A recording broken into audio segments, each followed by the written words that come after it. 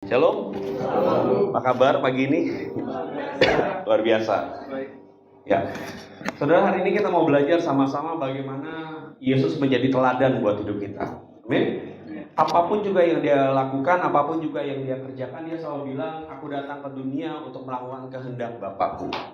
Untuk menggenapkan, untuk mengerjakan, dan untuk melakukan dan menyempurnakan kehendak Bapaknya. Hari ini kita mau belajar sama-sama, kita mau buka di Matius 26 ayat 36. Matius 26 ayat 36. Dengan judul perikop di Taman Getsemani. Kita mungkin udah tahu ceritanya, kita mungkin udah tahu bagaimana historinya, bagaimana apa yang dia lakukan, apa yang dia lalui di Taman Getsemani. Tapi kita mau sama-sama belajar sekali lagi.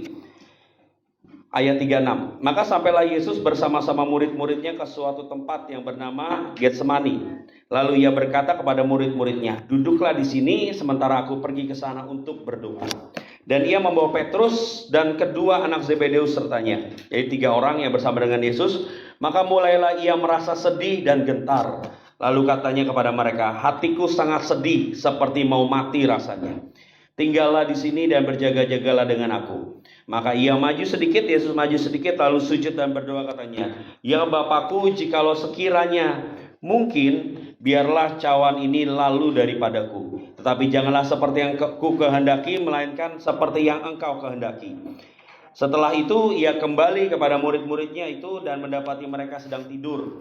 Dan ia berkata kepada Petrus, tidakkah kamu sanggup berjaga-jaga 1 jam dengan aku? Berjaga-jagalah dan berdoalah supaya kamu jangan jatuh ke dalam pencobaan. Roh memang penurut tetapi daging lemah. Lalu ia pergi untuk kedua kalinya dan berdoa katanya, ya Bapakku, jikalau cawan ini tidak mungkin lalu, kecuali apabila aku meminumnya, jadilah kehendakmu. Dan ketika ia kembali pula, ia mendapati mereka sedang tidur, sebab mata mereka sudah berat. Ia membiarkan mereka, Yesus membiarkan mereka di situ, lalu pergi dan berdoa untuk ketiga kalinya dan mengucapkan doa yang itu juga. Ayat 45, sesudah itu ia datang kepada murid-muridnya dan berkata kepada mereka setelah doa yang ketiga, tidurlah sekarang dan istirahatlah. Lihat, saatnya sudah tiba bahwa anak manusia diserahkan ke tangan orang-orang berdosa. Sampai situ saudara.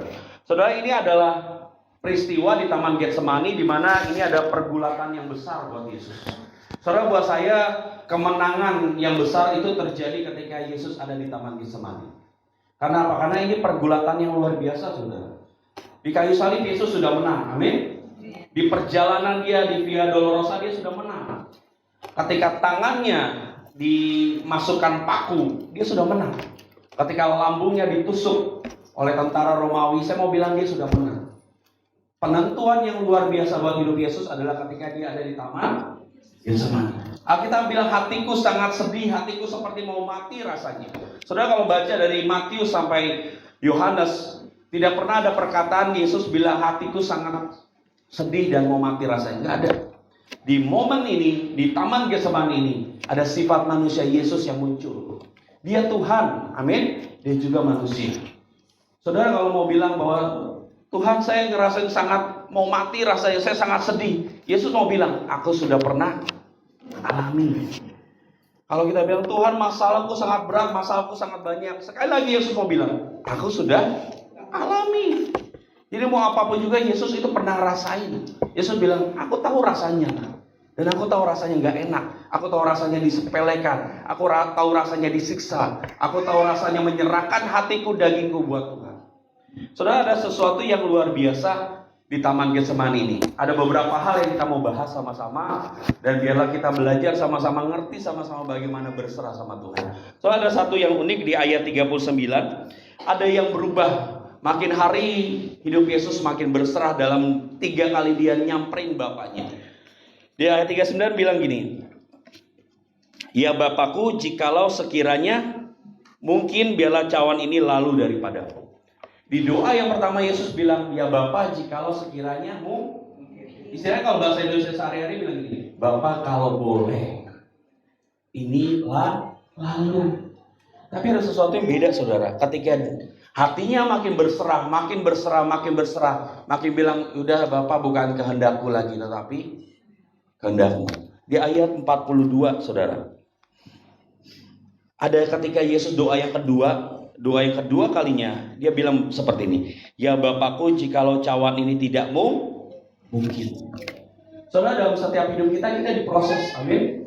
Kadang-kala kita bilang, Tuhan kalau boleh ini rencanaku loh. Tuhan kalau boleh ini senario yang aku bawa di hadapanmu. Tuhan kalau boleh ini rencana yang aku bawa di hadapanmu.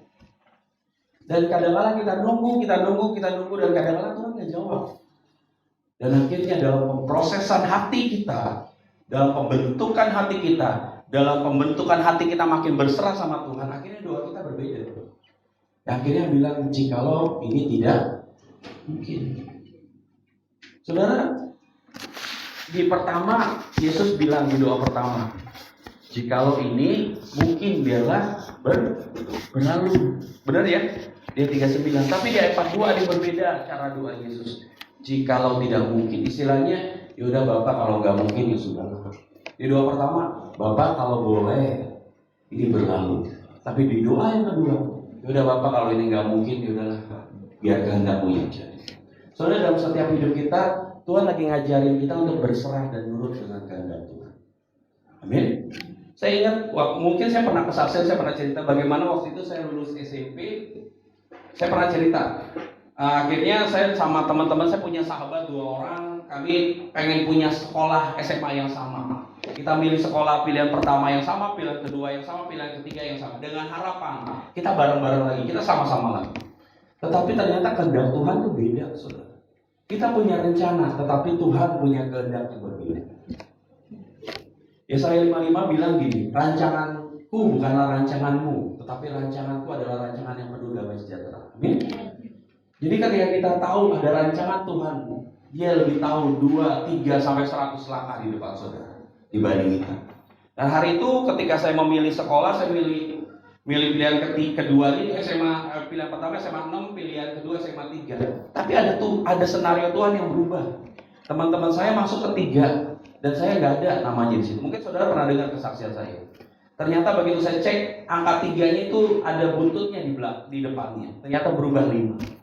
Saya masuk ke sekolah namanya SMA 5, saya nggak tahu ada di mana. Itu sekolahnya cukup jauh dari tempat saya. Dan ketika saya masuk ke situ, gurunya bilang, masih bisa kok dipindahin. Ijazahmu masih bisa, ada kursi di sana. Dan tiba-tiba di hati tuh kayak Tuhan itu ngomong, tempatmu di sini, udah di sini aja.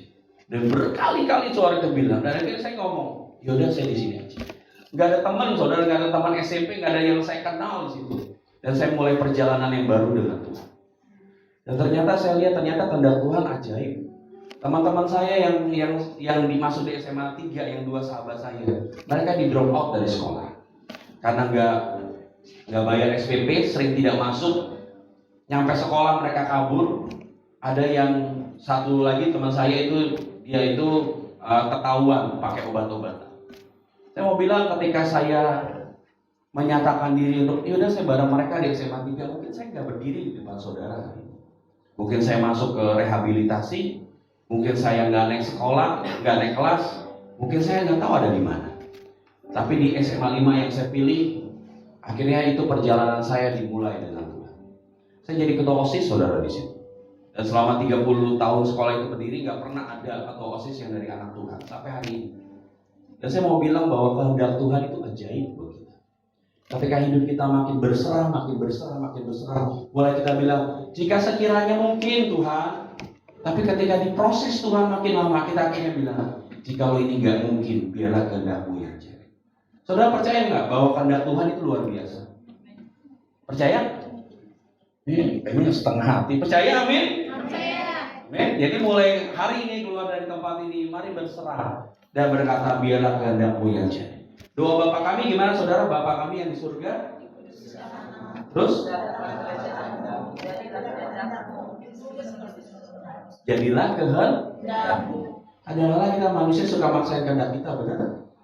Mari mulai hari-hari ini, mari berserah. Kita boleh aja, boleh lakukan sesuatu. Tapi ketika di tengah jalan Tuhan belokkan sesuatu dalam hidup kita, mari berkata, makasih Tuhan, Kau tahu yang terbaik dalam hidup. Saya ada satu cerita lagi. Saya kan juga selain hamba Tuhan, saya juga ada pelayanan bisnis yang lain. Saya jualan properti, jualan tanah. Satu ketika Ada teman nawarin tanah, saudara. Itu luasnya sekitar 5 atau 10 hektar, saya udah lupa. Itu di daerah Banten, di daerah Serang. Dia bilang, ini murah Pak, tanah ini bisa dipakai buat perumahan, bisa buat pabrik, apa aja bisa dipakai. Oh gitu. Dan harganya memang benar-benar sangat murah, saudara. Berapa puluh ribu lah per meter.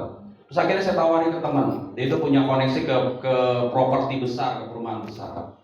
Dan teman saya bilang, oh pas banget. Ini bosnya ini yang saya kenal ini, dia sedang membangun perumahan di daerah situ Pak. Harganya cocok. Akhirnya nego-nego deal, saudara. Mau jadi, ya dikit lagi lah mau jadi. Angan-angan saya nih, saya hitung untungnya. Komisi, wah luar biasa nih. Saya bisa ngajak makan satu rumah doa nih. Saya bisa ajak jalan ke Disneyland satu rumah doa nih. Amin. Oh diem aja. Disneyland Indonesia, Taman Mini Indonesia. Udah mikir tuh, udah punya angan-angan, wah nanti bisa ini. Satu ketika akhirnya udah mau deal tuh, akhirnya saya ada pelayanan, kemudian handphone saya taruh.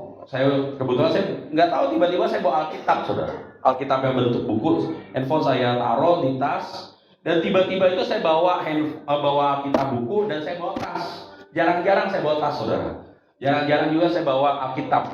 Akhirnya saya taruh di sini. Ternyata teman saya itu nelpon hubungin.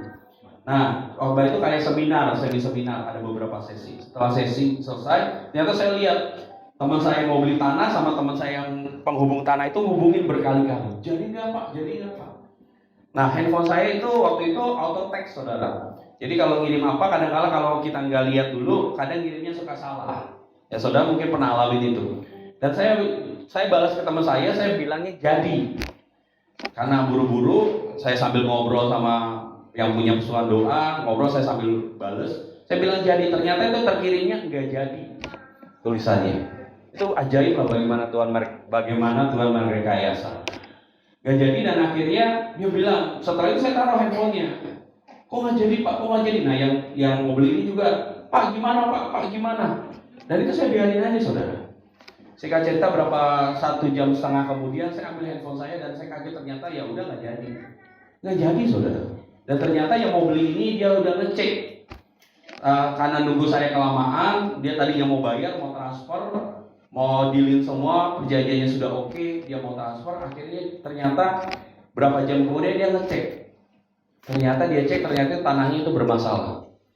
Dan tanahnya sedang ada masalah di pengadilan Banten. Dan akhirnya saya langsung berpikir gini, ajaib Tuhan merekayasa. Coba kalau hari itu saya fokus ke handphone dan saya dealin semuanya, saya okein semuanya, bisa-bisa saya sudah masuk penjara atau kena hukum karena menjual tanah sengketa. Itu tanahnya nilainya puluhan miliar, saudara. Gak tau puluhan, hampir nyentuh 100-an lah. Dan saya akhirnya berpikir bagaimana Tuhan merekayasa ketika kita berkata, biarlah kehendakmu yang itu hal pertama, saudara. Bagaimana, yuk mari hidupmu makin berserah. Ketika kita punya rencana dan Tuhan belokkan rencana itu, kita punya hati yang bersyukur. Makasih Tuhan, Kau tahu yang terbaik buat hidup. Kau tahu yang terbaik buat anakku. Kau yang tahu yang terbaik buat istriku, buat suami. Amin. Mereka itu gak sepenuhnya bisa kita pegang 24 jam. Anak kita, suami kita, istri kita. Tapi biarlah mereka dipegang oleh tangan Tuhan. Maka apapun juga yang mereka lakukan, ada tetap dalam tracknya. Yang kedua, saudara, kita lihat di ayat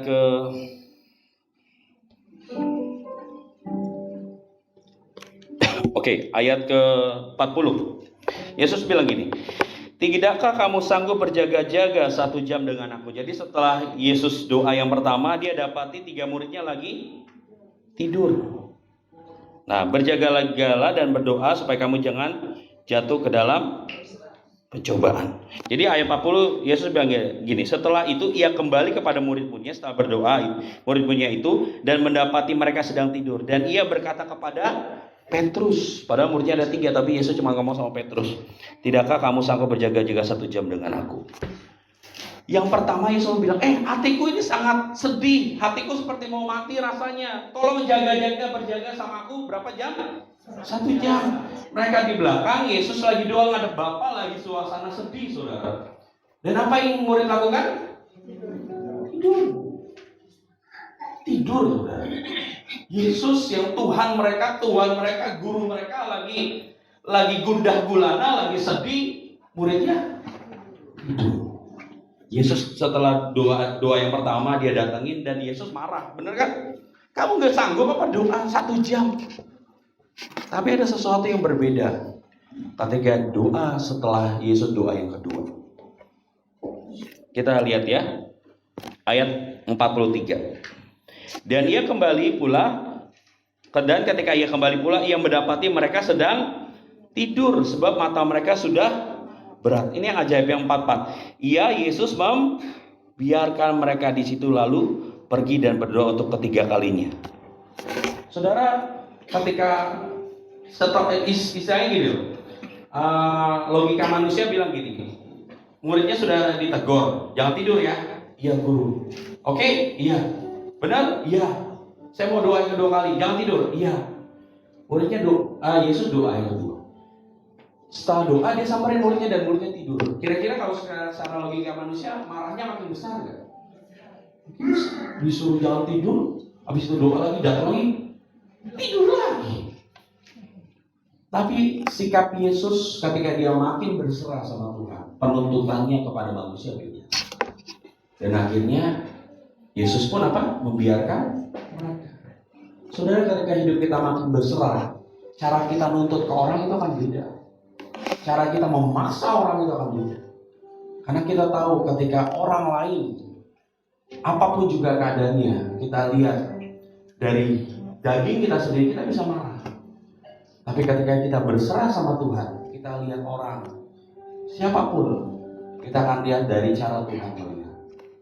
Dan penuntutan Yesus itu beda. Yang berikutnya, yang bahkan sangat luar biasa bilang gini. Yesus membiarkan mereka setelah doa ketiga, di ayat 45, setelah ia datang kepada murid-muridnya, ia berkata lagi, malah perkataan yang berbeda. Tidurlah dan istirahatlah. Makin hari hidup kita makin berserah sama Tuhan, kita makin dibawa Tuhan naik. Yesus makin hari makin berserah. Doa pertama, doa kedua sampai doa ketiga hidupnya makin naik. Levelnya makin up sama Tuhan. Yesus sedang dibawa next level sama Tuhan. Hidup saudara ketika saudara makin hari makin berserah sama Tuhan dan mengandalkan kehendak Tuhan yang jadi, hidup saudara akan dibawa naik. Tidak ada penuntutan di dalam hatimu dan kau akan punya iman yang bulat sama Tuhan. Keadaan apapun kau akan bilang terima kasih Tuhan. Keadaan gak enak, gak menyenangkan sekalipun kau akan bilang terima kasih Tuhan. Dan itu ujian hati sebenarnya. Bagaimana hati kita diproses. Ada seorang pejabat bilang gini, ketika kita mau tahu sifat asli manusia, berikanlah dia uang dan jabatan, maka aslinya akan ketahuan. Benar? Ketika dia dapat promosi, dapat jabatan, bahkan dapat uang yang berlimpah, aslinya itu akan ketahuan.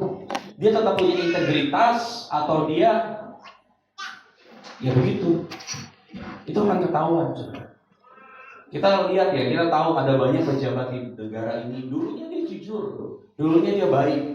Ketika jabatan dikasih, akhirnya terlibat korupsi. Jadi seberapa hati kita sebenarnya adalah ketika Tuhan berikan tanggung jawab buat hidup kita. Makanya ada ayat Alkitab bilang gini, setialah dalam perkara yang kecil, maka Tuhan akan berikan perkara yang besar. Belajar setia. Hal-hal kecil apapun yang sedang Tuhan percayakan, mari lakukan dengan setia. Kita kadang-kadang mengharapkan sesuatu yang besar. Pada sebenarnya dalam setiap perjalanan hidup kita ada proses. Saudara mau naik ke lantai 2 ini ada prosesnya? Ada. Saudara lewatin tangga. Gak mungkin kan saudara punya ilmu menghilang kayak ninja gitu. Tiba-tiba udah ada di sini. Ya, butuh proses. Dan hidup kita adalah hidup menampaki tangga-tangga iman dan tangga-tangga proses itu. Maka nikmatilah semuanya. Maka engkau akan jadi luar biasa. Hal ketiga, hal yang terakhir, saudara, itu di ayat 69. Hidup Yesus makin lama makin naik. Tapi ada satu pribadi yang makin lama makin turun. Kita jauhkan dari konteks bagaimana akhirnya dia bertobat ya. Jadi ketika tadi yang saya sampaikan, Yesus membawa 3 muridnya, tetapi yang ditegur siapa? Petrus. Kenapa kamu tidur? Kita mau lihat 3 kali Yesus diproses, 3 kali dia naik. 3 kali Petrus juga menyangkal Yesus. 3 kali juga hidupnya makin turun. Kita lihat di ayat 69. Sementara itu Petrus duduk di luar di halaman, maka datanglah seorang hamba perempuan kepadanya, katanya, engkau juga selalu bersama-sama dengan Yesus orang Galilea. Tetapi siapa? Petrus menyangkal di depan semua orang, katanya, aku tidak tahu apa yang engkau maksud. Nah, terus ayat yang ke-72. Jadi ini yang kedua kali Petrus menyangkal. Ayat 72. Dan ia menyangkal pula dengan bersumpah, aku tidak kenal orang itu. Makin turun dari menyangkal dan akhirnya bersumpah. Dan yang parah lagi yang ke-74. Maka mulailah Petrus mengutuk dan bersumpah, aku tidak kenal orang itu. Dan pada saat itu berkokoklah air. Saudara, hidup Yesus makin hari makin naik. Tuhan itu sebenarnya mau kasih tahu gini, gereja Tuhan itu jangan tidur. Ketika Tuhan peringatkan berjaga-jagalah dengan aku, mari berjaga. Iblis itu sedang menghembuskan anginnya buat kita. Spoi-spoi angin. Saya pernah cerita nggak? Ada perumpamaan tiga angin. Saya nggak tahu pernah cerita nggak? Ya udah saya ceritain aja deh. Jadi ada satu monyet, dia diri di atas pohon. Jadi ada 3 angin, angin topan, angin puting beliung, dan angin muson. Yang angin besar lah. Terus 3 angin ini bilang, ayo taruhan yuk, siapa yang bisa jatuhin monyet ini dari atas pohon? Dia yang akan menang. Oh iya, ayo. Tiba yang pertama angin topan, dan saya akan hembuskan angin saya paling kencang. Monyetnya tahu ada angin kencang. Akhirnya monyetnya ngapain? Dia pegang pohon itu kencang-kencang. Wah, tidak jatuh. Ya, kamu kalah. Tiba-tiba datang angin tornado lah. Saya kedua, saya akan hembuskan angin saya paling kencang. Paling kencang. Dan monyet itu tahu akan datang angin yang kencang. Dia pegang tambah kuat angin.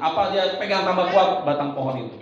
Dan monyet itu nggak jatuh. Ya, kamu kalah. Ternyata kamu sama. Kamu kalah. Datang angin muson yang paling kencang, yang paling kuat, dihembusin ke monyet itu. Dan monyet itu tambah kencang pegang batang pohon itu, tambah kencang, dan monyet itu nggak jatuh. Ditepat semuanya, angin badai semua, dia nggak jatuh. Ya, kita bertiga kalah. Kita angin yang paling kuat, tapi kita kalah. Terus tiba-tiba datang angin sepoi-sepoi. Aku boleh ikutan nggak? Ya, kamu angin kecil, anak kecil, kamu nggak usah ikut-ikutan. Aku mau coba. Yaudah coba. Nah, akhirnya datanglah angin sepoi-sepoi itu gangguin siapa? Monyetnya. Dia hembusin ke kuping monyet itu. Tidur. Ayo gereja Tuhan tidur. Udah nggak ada apa-apa kok, aman semuanya. Gak usah doa, gak usah bangun pagi, gak usah baca Alkitab. Lama-lama monyet itu tidur. Dan akhirnya dia jatuh. Dan angin sepoi-sepoi itu bilang, saya menang. Saudara, kadang-kadang kenyamanan membuat kita terlena dan akhirnya jatuh. Hari-hari ini jangan seperti hidup kita seperti Petrus. Saya singkirkan dulu ketika dia bertobatnya ya. Tapi saya mau bahas bagaimana dia hidupnya makin downgrade. Dari dia cuma menyangkal dan akhirnya dia bersumpah tidak kenal Yesus. Dan sampai akhirnya yang paling parah dia menyangkal, bersumpah, dan mengutuk. Hidup kita mau yang mana?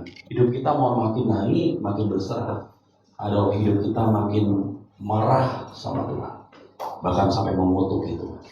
Keadaan boleh tidak seperti yang kita mau, saudara, tapi kita tidak punya hak untuk marah sama Tuhan. Benar? Ada banyak hal besar yang sudah dia buat. Keselamatan itu yang paling besar yang dia berikan. Gak ada dasar alasan sekalipun untuk saudara mengutuk Tuhan dan marah dengan kehendak dan ketetapan. Mari berserah sama Tuhan. Maka dia akan bentuk hidup saudara menjadi bejana-bejana yang luar biasa. Seorang bejana tanah liat, dia tidak akan berontak ketika penjunanya membentuk sesuatu. Dia dipukul-pukul, dia dicampur air, dia dilebur segimanapun, dia tetap berserah dan dia dibentuk jadi bejana yang indah. Saudara mau jadi bejana yang indah? Mau dibentuk sama Tuhan? Amin. Sekali lagi saya mau nanya ini, jangan tertidur ya. Sudah mau dibentuk, amin? Amin. Oke, itu janji saudara di rumah Tuhan ya. Jadi keluar dari tempat ini siap-siap itu. Kadang-kadang orang nanya, Pak, saya itu kalau doa di kamar, misalnya Tuhan berikan saya kesabaran, saya baru amin aja udah ada ujian kesabaran. Ya itu akan datang dalam hidup saudara. Jadi ketika saudara nanti keluar tempat ini dan saudara sudah bilang amin ya,